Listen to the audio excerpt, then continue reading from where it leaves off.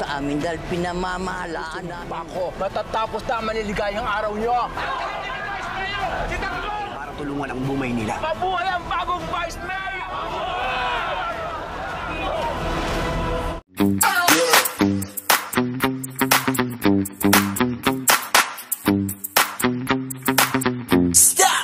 Habang papalapit ang eleksyon, umiinit ang tensyon sa Quiapo at sa puso ng bawat karakter may kanya-kanyang laban na isinusulong. Nilapitan si Olivia ng isa sa kanyang mga tauhan. Tahimik ngunit may babala. Mag-ingat kayo kay Tanggol. Mukhang may binubuong plano at seryoso siya sa mga pipiliin niyang makakasama. Ngunit imbes na kabahan, ngumiti si Olivia ng may kumpiyansa. Alam ko ang galaw ni Tanggol, aniya, at hindi ako papayag na siya ang masunod. Ipapakita ko sa kanya kung gaano kalaking pagkakamali ang pinili niyang landas. Samantala, kausap naman ni Tanggol si Ramon.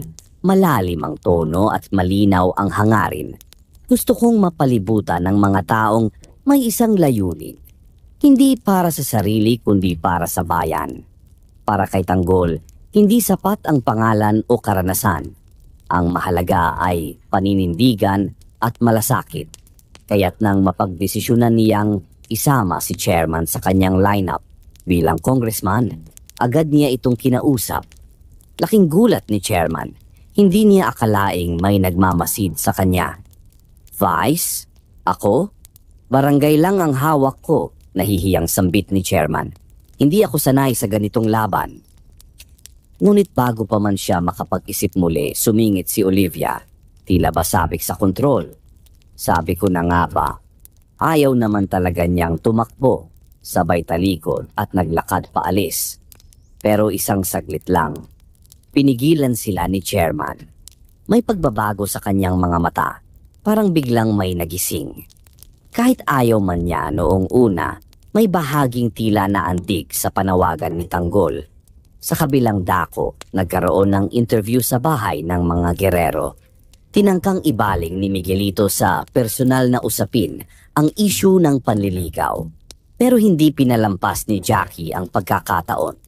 Sinusuportahan ko si Miguelito, aniya, sabay banggit sa pangalan ni Fatima. Isang pagkakabanggit na tila bomba sa harap ng mga bisita. Sino si Fatima? Nag-init si Paeng, halatang nainis sa manipis na manipula ng kampo. Ganyan ba kadaling bilhin ng puso ng tao? Bulong niya sa sarili. Hindi rin napigilan ni Gracia ang inis. Wala kaming ginugulang, Paeng. Wais lang kami. Tinumbok pa niya ang nakaraan ni Paeng. Noong panahong gumagawa ito ng kung ano-ano para lang may makain.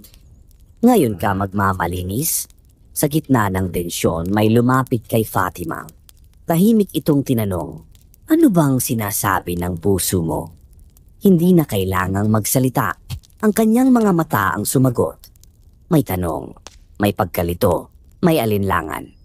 At habang patuloy ang paglalim ng banggaan, isang malinaw na pattern na ang lumilitaw. Si Tanggol, unti-unti nang binubuo ang isang kupunang hindi lang basta makapangyarihan, kundi may tunay na paninindigan. Si Olivia, patuloy sa pagsingit ng sariling interes, lalo na para sa anak niyang si Inigo. Ang kampo ng Guerrero, palalim na sa estratehiya, gumagawa ng galaw, pero kapalit nito ang tiwala ng taong bayan. At si Fatima, nananatiling tanong ang direksyon ng damdamin, puso ba o politika? Habang nakatingin ang buong Quiapo, ang tanong ng sambayanan ay nananatiling buhay.